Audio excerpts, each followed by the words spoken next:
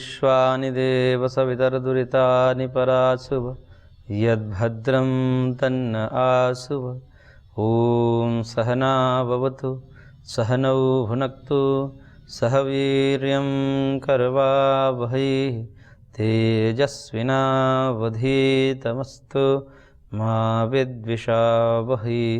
ॐ शांति शांति शांति। ओम श्री परमात्मा नमः। सांख्य कारिका में हम नवधा तुष्टि पर विचार कर रहे हैं। 9 प्रकार की तुष्टि जो कारिकाकार ने कही। नवधा तुष्टि सिद्धिरष्टधा ऐसा कह करके सांख्यकार ने भी सूत्र दिया और उसी सूत्र के आधार पर कारिका लिखी गई है। तो 9 प्रकार की तुष्टि में जो बाह्य और आध्यात्मिक भेद से 2 प्रकार के भेद किए उन 9 तुष्टियों को, और जिसमें 4 आध्यात्मिक भेद और 5 बाह्य भेद किए। 4 आध्यात्मिक भेद पर हमने विगत कक्षा में वर्णन किया, जिसमें उपादान, प्रकृति, काल, भाग्य, ये 4 तुष्टियाँ होती हैं। जिसमें प्रकृति नामक जो तुष्टि है, प्रकृति पुरुष के विवेक ज्ञान कर लिया। विवेक ज्ञान का मतलब अनुभूति तो नहीं किया, अपरोक्षानुभूति तो नहीं हुई, परोक्षानुभूति हुई, बुद्धि से हुई, शास्त्र से हुई। तो शास्त्र के माध्यम से प्रकृति और पुरुष के स्वरूप को जान करके और बैठ जाना कि अब तो मैं ब्रह्मज्ञानी हो गया। किताबी भाषा में पढ़ लिया ब्रह्म को तो ब्रह्मज्ञानी हो गया। उसको ब्रह्मज्ञानी वास्तविक नहीं कहते, वास्तविक ब्रह्मज्ञानी उसको कहते जो ब्रह्म की साक्षात अनुभूति कर ले। तो शास्त्र के माध्यम से, गुरुजनों से सुन करके, तर्कादि के माध्यम से एक निर्णय की स्थिति में पहुंच जाना कि बस परमात्मा ऐसे हैं और ये उनका गुण धर्म है। वो कृपालु है, वो दयालु है, वो अजन्मा है, वो अनंत है, वो निर्विकार है। इस प्रकार से अपने आप को गर्व में घूमना कि मैं ब्रह्मज्ञानी हूँ। बाकी कुछ करना नहीं, कोई साधना नहीं, कोई अनुष्ठान नहीं, कोई सदाचार नहीं, गर्व में फूल कर ऐसे ही घूमते रहना, इसको कहते हैं प्रकृति नामक तुष्टि। दूसरी तुष्टि जो बताई महर्षि ने वो कहा कि उपादान तुष्टि। उपादान तुष्टि का मतलब कि सन्यास के लिंगों को धारण कर लिया, गिरुआ वस्त्र पहन लिया, मोटी मोटी मालाएं लगा ली, तिलक बड़े बड़े कर लिए और जटाजूट बना लिया, दंड कमंडलू धारण कर लिया और कहा कि बस हम तो मुक्त ही है, हमें और कुछ करने की आवश्यकता नहीं है। बस इन्हीं प्रतीकों में फंस करके और उन्हीं पर अपना पूरा जीवन को ब्रेक कर देना, साधना को रोक देना कि बस अब तो हो गया, मैं तो संन्यास ले लिया, अंतिम आश्रम है संन्यास, अब इसके आगे तो कुछ है ही नहीं, बस पूरा हो गया मेरा प्रयोजन, कुछ नहीं करना, बस बैठे रहना, खाना पीना घूमना। तो इसको कहते हैं उपादान दोष। और तीसरा कहा काल पर छोड़ देना, किस समय जब होगा तो सब कुछ हो जाएगा, सब समय से होता है, ये भी तुष्टि दोष है। और फिर भाग्य पर छोड़ देना कि भाग्य में यदि मुक्ति होगी, भाग्य में यदि भगवत प्राप्ति होगी तो सब मिल जाएगा, क्या चिंता करना, क्या चिंतन करना, क्या ये सब कष्ट उठाना। यदि भाग्य में नहीं होगा तो हम लाख कोशिश कर लो नहीं मिलेगा, यदि भाग्य में होगा तो बिना कोशिश का ही मिल जाएगा।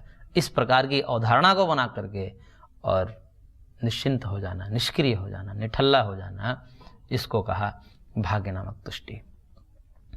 तो आगे जो बाह्य भेद किए कि इसके 5 बाह्य भेद है, 4 आंतरिक भेद हो गए, तो 5 बाह्य भेद है इसका। 5 बाह्य भेद में उसको हम वैराग्य एक प्रकार से मानते हैं। बाह्य विषयों में वैराग्य, बाह्य विषयों में वैराग्य हो जाता है।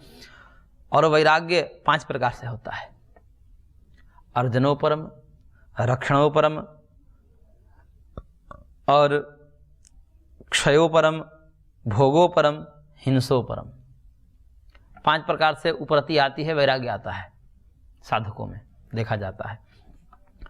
जैसे अर्जन को देख करके, अर्जन का मतलब धनादि का उपार्जन करने में कितना परिश्रम करना पड़ता है और बहुत कष्ट देना पड़ता है, कष्ट साधना, अपने शरीर को कष्ट देना पड़ता है, अपनी भावनाओं को काबू करना पड़ता है, अपनी स्वतंत्रता को जो है ब्रेक करना पड़ता है, उस पर नियंत्रण करना पड़ता है, अपनी स्वच्छंदता पर लगाम लगानी पड़ती है और तब जाकर के हम कुछ धनादि का अर्जन करते हैं। इन कष्टों को देख करके व्यक्ति क्या कहता है कि छोड़िए, साधु बन जाते हैं। बड़ा इसमें लफड़ा है, ये पैसे कमाने में कितने पुरुषार्थ करने पड़ते, कितना झेलना पड़ता है, कितने पापड़ बेलने पड़ते हैं, ऐसा कहा जाता है। तो उन कष्टों को देख करके वो विरक्त हो जाता है, त्याग देता है, मेरे को नहीं चाहिए, नहीं, मैं धन आदि का मैं उपभोग नहीं करूँ, मैं धन आदि का अर्जन नहीं करूँगा, क्योंकि अर्जन में कष्ट है।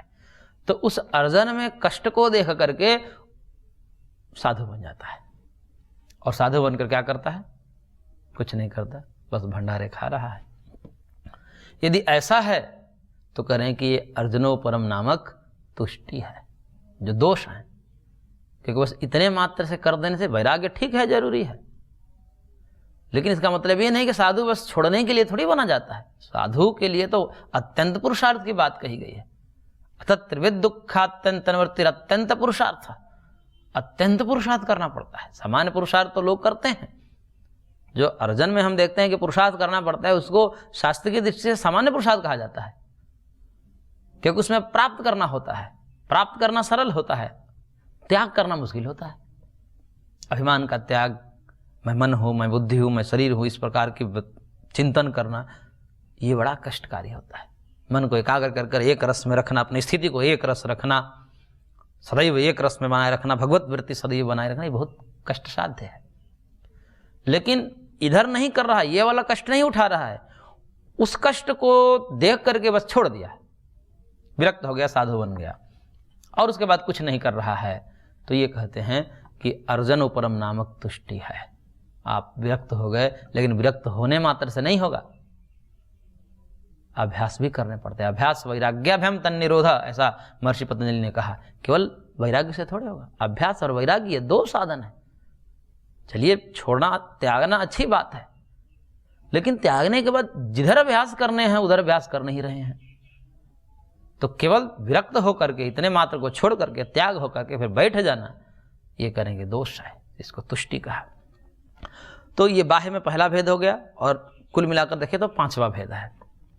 छठा भेद है इसमें अर्जन के बाद रक्षण, कि वो साधक सोचता है कि ठीक है, चलिए हम तैयार हैं कि उतना झेल लेंगे, ये जो कष्ट हो रहे हैं धन आदि के अर्जन करने में, द्रव्यों के अर्जन करने में, इतना मैं झेल लूंगा। लेकिन उसके बाद देखते हैं कि उसके बाद भी कष्ट खत्म नहीं होते। उसके रक्षण करने में, उन पैसे को मैं कहाँ लगाऊं, किस प्रकार से टैक्स बचाऊं, क्या करूं, शत्रु से रक्षा करूं, राजा से रक्षा करूं, मित्रों से रक्षा करूं, बार बार लोग मांगने आएंगे। यदि हमारे पास वो वस्तु द्रव्य हो जाएगी तो बार बार लोग मांगने आएगा, फिर मैं कैसे उसके रक्षण करूँ, मैं कैसे मना कर पाऊंगा। इस प्रकार करके छोड़िए, ये सब झंझट भी छोड़िए। यानी कि अर्जन का उसने मन बना लिया कि अर्जन में जो कष्ट है उसको मैं झेल लूंगा, लेकिन अब उसको रक्षण में भी कष्ट दिखाई दे रहा है। अर्जित तो हम कर लेंगे, लेकिन उसको रक्षित करने के लिए बहुत तामझाम करने पड़ते हैं, वो हमसे नहीं होगा। तो उस रक्षण में दोष देख करके, रक्षण में कष्ट को देख करके विरक्त हो जाता है कि नहीं, साधु बन जाते। और साधु बन करके बस निष्क्रिय हो जाना, निठल्ला हो जाना, आगे कुछ अभ्यास नहीं करना। साधु के जो कर्म हैं वो कर्म न करना, बस खाए पिए और सोए घूमे, बस यही करना। इसको कहते हैं रक्षणोपरम। केवल विरक्त हो जाना, त्याग देना, ये तुष्टि दोष है, जो छठी तुष्टि दोष कहा गया है। इसके बाद सातवीं तुष्टि दोष है क्षय। उसने सोचा कि चलिए हम अर्जन वाला भी कष्ट उठा सकते हैं, रक्षण भी किसी प्रकार से कर लेंगे, लेकिन वो वस्तु सदैव बनी रहेगी, खत्म होगी। सदैव वस्तु सदैव बनी नहीं रहेगी, वो धन जो है सदैव ऐसे बरकरार थोड़े रहेगा। देखा गया, देखता है, अपने आसपास में देखता है, सुनता है कि भाई वो पहले जमाने में बहुत धनाढ़ थे, और देखिए काल का प्रवाह खत्म हो गया सारा, अब जो कंगाल हो गए। तो वो देखता है कि भाई जब कंगाले होना है अंत में, कि ये धन आदि कभी स्थिर रहते ही नहीं, किसी के पास आज तक रहे ही नहीं, क्योंकि कहा ही जाता है लक्ष्मी चंचला होती है, एक जगह टिक नहीं सकती। तो कह रहे कि ऐसे नाशवान धन आदि द्रव्य आदि का संग्रह मैं क्यों करूं, जब अंत में नष्ट ही होना है, सब कुछ क्षय ही होना है। तो फिर वो सोच कर कहता है साधु बन जाए, चले। और साधु बनकर क्या करे, कुछ नहीं करना। तो इस प्रकार से उपरम हो जाना, इस प्रकार से विरक्त हो जाना, इस प्रकार से त्याग करना, इसको कहा क्षयोपरम। क्षय से उपरम होना, क्षय में कष्ट देख करके, क्षय को देख करके उपरम हो जाना, निवृत्त हो जाना कार्यों से, ये क्षयोपरम है जो 7वां है। और 8वीं जो तुष्टि है वह भोगोपरम या संगोपरम कहा जाता है। भोग को देख करके कि भाई भोग से, क्योंकि हम इन सब चीज़ों को संग्रहित करेंगे, धन आदि को संग्रहित करेंगे, द्रव्य आदि को संग्रह करेंगे, तो उससे क्या होगा, सुख भोगेंगे। और सुख किस प्रकार से भोगेंगे, इंद्रियों के माध्यम से भोगेंगे, आँखों से, कानों से, नाक से, जीवा से, त्वचा से, इन्हीं से हम भोगेंगे। और भोगेंगे तो वह जो भोग परमानेंट तो होगा नहीं, क्षणिक तृप्ति होगी। भाई कोई हमने द्रव्य पैसे से, मानो रसमलाई हमने खरीद ली या कोई भी अच्छी से अच्छी मिठाई खरीद ली, उससे हम सुख ले रहे हैं, वो सुख क्या होगा, कितने देर तक रहेगा, जितनी देर तक खाएंगे उतनी ही देर तक तो रहेगा। उसके बाद में जैसे ही पेट भर जाता है फिर वो दुख देने लगता है, अथवा उसमें और आसक्ति हो जाती है। चलो एक बार खा लिए, पेट भर गया, अब संतुष्टि हो गई, ऐसा तो है नहीं। वो आसक्ति और बढ़ती जाती है, फिर और चाहिए और चाहिए और चाहिए, ऐसे करके तृष्णा बढ़ती जाती है। वो सुरसा की भांति अपना मुख फैलाती जाती है तृष्णा, और इतना बढ़ जाती है कि आज तक से किसी का ये निश्चय नहीं हो पाया कि कितने धन से हम संतुष्ट हो जाएंगे। कोई आज तक निश्चय नहीं हुआ। क्यों? क्योंकि तृष्णाएं बढ़ती जाती है।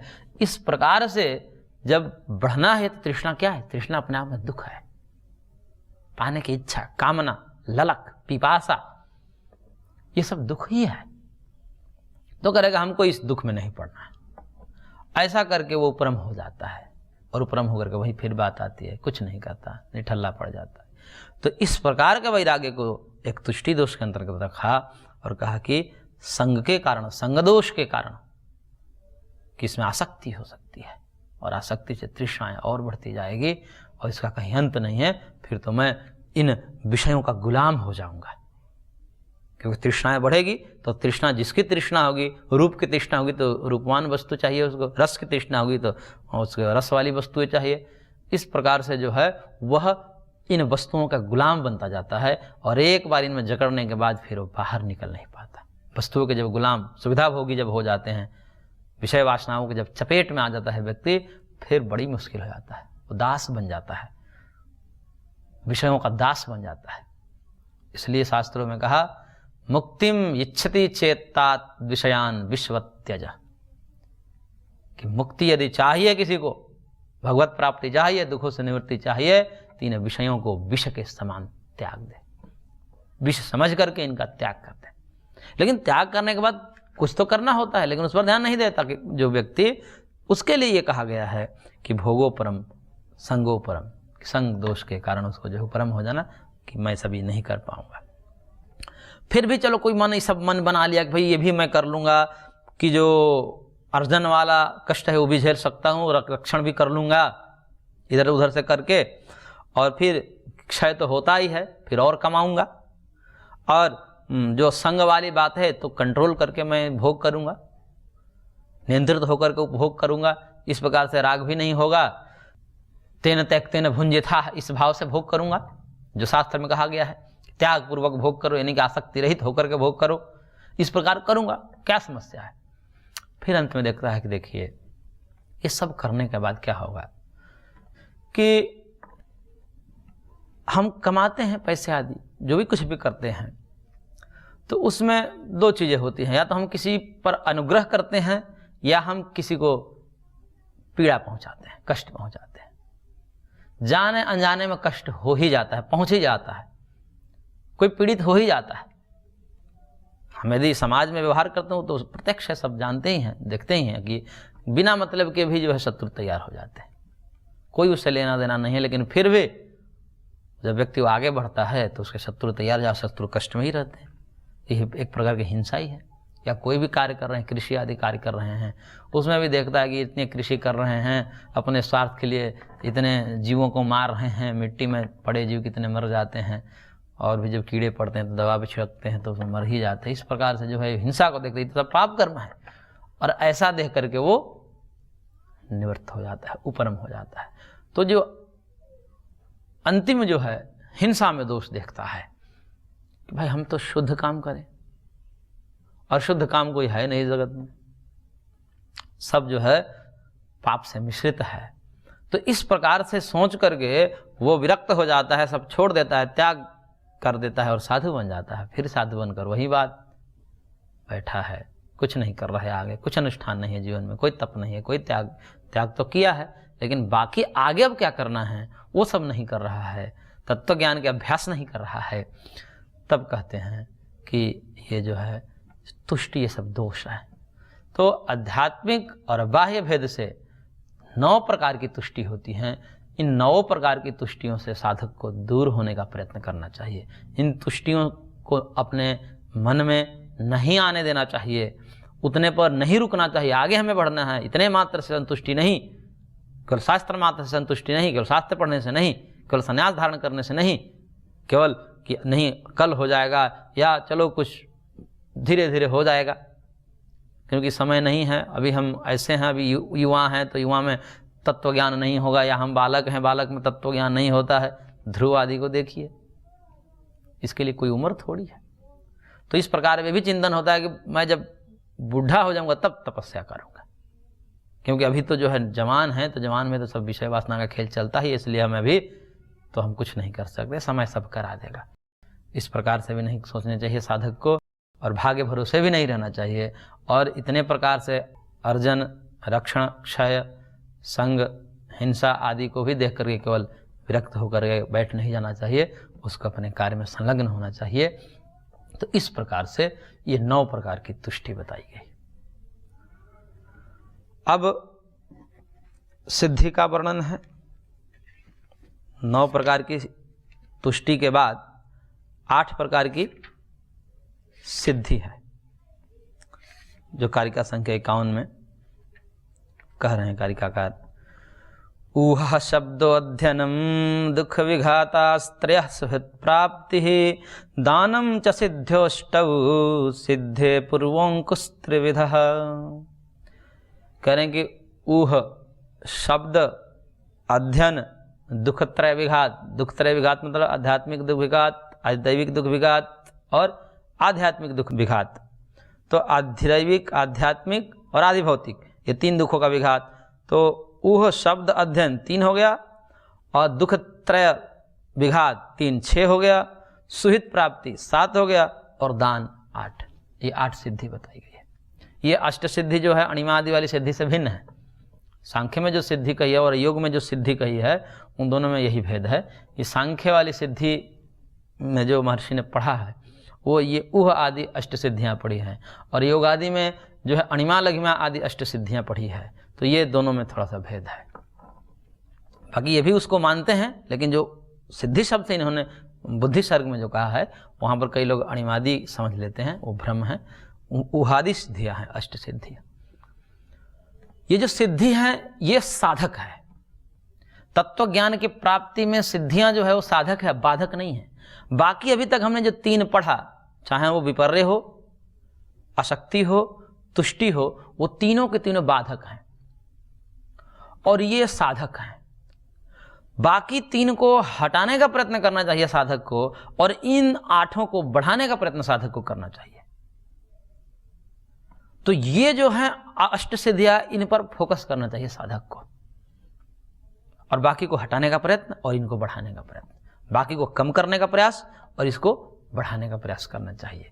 इसलिए नेतरादितर हानेन बिना महर्षि कपिल ने एक सूत्र दिया कि इससे इतर, अष्ट सिद्धियों से इतर के हान के बिना कभी भी मुक्ति या तत्व ज्ञान की प्राप्ति नहीं हो सकती। इसलिए सिद्धि तो साधक है, उससे इतर जो अशक्ति, तुष्टि और विपर्य जो हैं उनको तो खत्म करना ही पड़ेगा। उनको खत्म करने बिना, किए बिना सिद्धि की प्राप्ति नहीं होगी, और सिद्धि की प्राप्ति बिना तत्व ज्ञान की प्राप्ति नहीं होगी, और तत्व ज्ञान की प्राप्ति बिना मोक्ष की प्राप्ति नहीं होगी।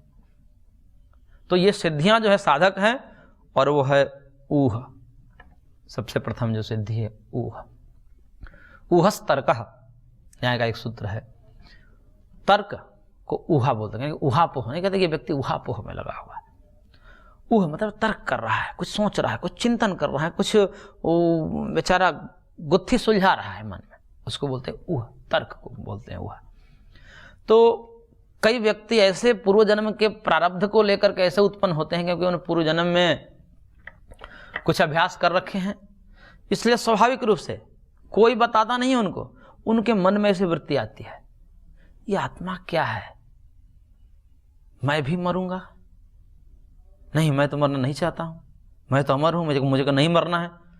तो इस प्रकार से वो तर्क करता है, उसके अंदर चिंतन आते हैं इस प्रकार स्वाभाविक रूप से बिना किसी के बताए, और इस चिंतन का परिणाम ये होता है कि वो व्यक्त हो जाता है और व्यक्त होकर के तत्व ज्ञान के मार्ग पर अग्रसर होता है और फिर अंततः तत्व ज्ञान को प्राप्त कर लेता है।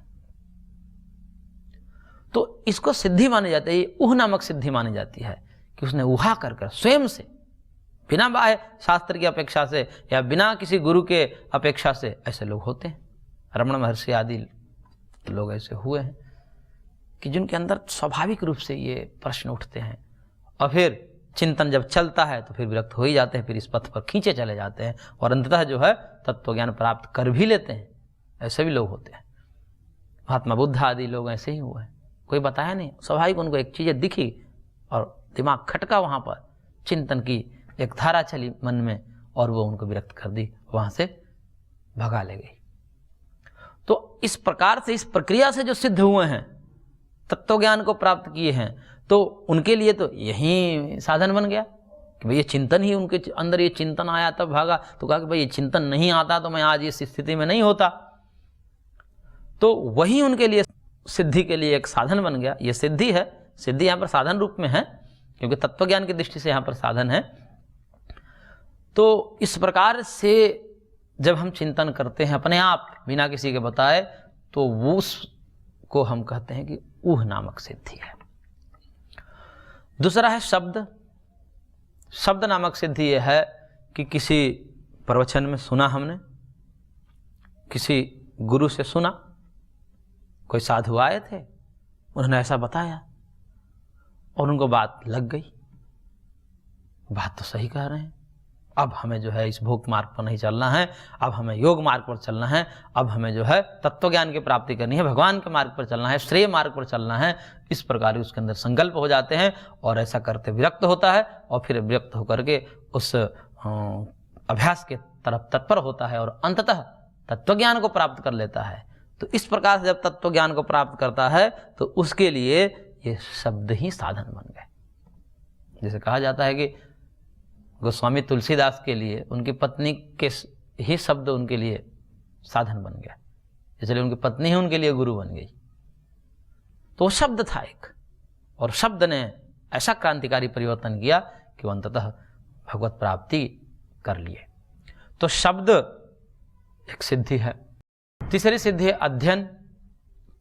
अध्ययन का मतलब होता है जैसे हम एक क्रम से गुरु के सानिध्य में आकर के, गुरु के गर्भ में जाकर के विधिवत शास्त्र का अनुष्ठान किए, विधिवत शास्त्र का अध्ययन किया, और अध्ययन करने के बाद जब सांगोपांग पूरा पढ़ लिया, तब अंत में निर्णय लिया कि भाई देखिए इतना पढ़ने के बाद भी क्या है, सार क्या है, सर्वे वेदा यत् पदमामनन्ति। तब एक विवेक ज्ञान होता है, क्योंकि पढ़ने के बाद भी उलझने बढ़ती है, जैसा जैसा पढ़ना शुरू करते हैं उलझने और बढ़ती जाती है, क्योंकि ये शास्त्र में ये कह रहा है, दूसरे शास्त्र में कुछ और कर रहा है, कन्फ्यूजन बढ़ती जाती है। वो कन्फ्यूजन बढ़ते बढ़ते उसको सुलझाने में वर्षों लग जाते हैं पाठक को, और अंततः लगा रहता है तो सुलझा लेता है, और सुलझा कर कहता है कि देखिए समस्त शास्त्रों का एक ही तात्पर्य है, भगवत प्राप्ति, राम राम करना। तो अब उस प्रकार से अध्ययन के परिणाम में उसको विरक्ति आई कि भाई अंततः जब भगवत प्राप्ति करना, तो चलिए भगवत प्राप्ति के मार्ग पर चलिए, अष्टांग योग का पालन किया, अंततः यही है। तो वह उस प्रकार से करके शास्त्र चिंतन के द्वारा, विधिवत शास्त्र के अध्ययन के द्वारा अंत में निचोड़ निकाल करके फिर भगवत मार्ग की तरफ प्रेरित होता है और अंततः प्राप्त करता है। तो उसके लिए शास्त्र ही, उसके लिए अध्ययन ही सिद्धि हो गई, साधक हो गया। तो इस प्रकार से ऊह, शब्द, अध्ययन, ये सिद्धि का वर्णन किया। आगे और सिद्धियां हैं, 5 सिद्धियां हैं, उसको हम आगे चर्चा करेंगे। आज की कक्षा को हम यहीं पर विराम देते हैं, शेष अगले अंक में। ओम शांति शांति शांति।